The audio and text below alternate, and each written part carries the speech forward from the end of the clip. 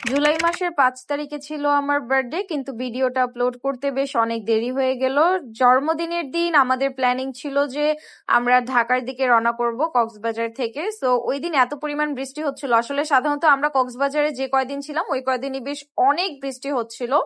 So ওই দিন হঠাৎ করে প্ল্যানিং হয়েছে যে আমরা সুইমিং পুলে যাব, এবং সুইমিং পুলের ট্রিটটা দিয়েছিল আমাদেরকে হালকা। তা আমরা কোনো কিছু চিন্তা না করে ড্রেস আপ চেঞ্জ করে রওনা হয়ে যাই আমরা সুইমিং পুলের উদ্দেশ্যে। এবং তার পাশাপাশি আজকে তোমাদের সাথে শেয়ার করব যে কোথায় তোমরা একটা কম দামের মধ্যে ভালো একটা সুইমিং পুল পাবা। সো সাধারণত কক্সবাজারের মধ্যে সব হোটেলেই কিন্তু সুইমিং পুল থাকে না। সো বাজেট ফ্রেন্ডলি একটা সুইমিং পুল পেতে হলে তোমাদেরকে আসতে হবে সানসেট বাইতে। এখানে হচ্ছে পার পার্সন 500 টাকা করে তোমরা সুইমিং পুল পেয়ে যাবা। এখানে সাধারণত ঘন্টা হিসাবে 500 টাকা করে নেয়, বাট আমাদের পরিচিত ছিল বলে আমাদের আনলিমিটেড করে দিয়েছিল। এটা হচ্ছে মেরিন ড্রাইভ রোডে আর কি।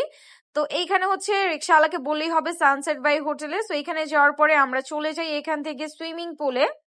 লিফটে উঠে যাওয়ার পরে দেখলাম সুইমিং পুলটা বেশি দূরে না, মাত্র একতলায় ওনারা সুইমিং পুলটা করেছে, যেটা ওনাদের আমি মনে করি একটা রং ডিসিশন ছিল। সুইমিং পুলটা যত উপরে হবে আমার মনে হয় তত ভিউটা ভালো আসে। তো সুইমিং পুলের পাশেই আমরা আরেকটা সানসেট ভিউ দেখতে পেলাম, এইখানে আমরা চলে আসলাম। এইখানে হচ্ছে সূর্য কিভাবে উদয় হয় অস্ত হয় সবকিছুই দেখা যায়। তো এখান থেকে আমরা ডিরেক্টলি চলে যাই সুইমিং করার জন্য। অনেক এনজয় করেছি, এবং আমি মনে হয় সুইমিং পুলে নেমেছি প্রায় 4-5 বছর পরে সুইমিং পুলে নামলাম। বেশ অনেক মজা করেছি।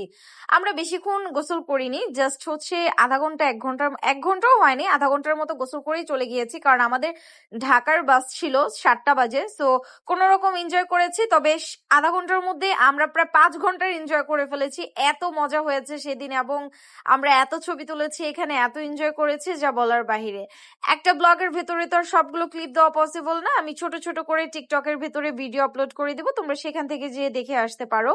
আমি অনেক মজা করেছি। আর আমাদের এইখানে আমরা যত মানুষ গোসল করতেছি একটা মানুষও আমরা সাঁতার পারি না। আর সুইমিং পুলটা আমি বলবো একটু নোংরা টাইপের ছিল, আমার কাছে আহামরি মানে ওরকম ভালো লাগে নাই সত্যি কথা বলতে যেটা। আর সুইমিং পুলটা খুব ছোট ছিল, তবে বাজেট ফ্রেন্ডলির মধ্যে আমার মনে হয় যারা সুইমিং করতে চাচ্ছ, কক্সে এসে সুইমিং এর এনজয়টাও নিতে চাচ্ছ, তারা চাইলে এই সুইমিংটাতে আসতে পারো। তুমি বাজেট ফ্রেন্ডলির মধ্যে খুব ভালো একটা সুইমিং করতে পারবে। আর এখানে আমি মনে করি আমাদের মতোই টুকিটাকি মজা করতে পারবে। আসলে সুইমিং পুলটা আরো যদি একটু উপরে হতো আর একটু যদি বড় হতো তাহলে আমার মনে হয় যে আরো বেশি এনজয় করা যেত, বাট ওনারা কেন যে একতলার মধ্যে সুইমিং বানিয়েছে আমি আসলে বুঝতে পারতেছিলাম না। যে ইঞ্জিনিয়ার বানিয়েছে সে বলতে পারবে, আমি এখানে মাতাব্বরি করলে কিছুই হবে না। যাই হোক, গোসল করে দেন তারপরে আমরা আবার ড্রেস আপ কোন রকম একটু পরে চলে যাই হোটেলের উদ্দেশ্যে, বিকজ অলরেডি আমরা অনেক লেট ছিলাম। আমাদের ওইখান থেকে আসতে আসতে প্রায় 6টা বেজে গিয়েছিল, এবং 7টা বাজে আমাদের বাস, এবং ওইখান থেকে আসার পর আমরা হচ্ছে আবার আমাদের লাঞ্চও করতে হবে। তো আমরা জলদি হোটেলে এসে রেডি টেডি হয়ে লাঞ্চ করে দেন আমরা বাসে উঠে ঢাকায় চলে আসি। এই ছিল আমার বার্থডে ব্লগ।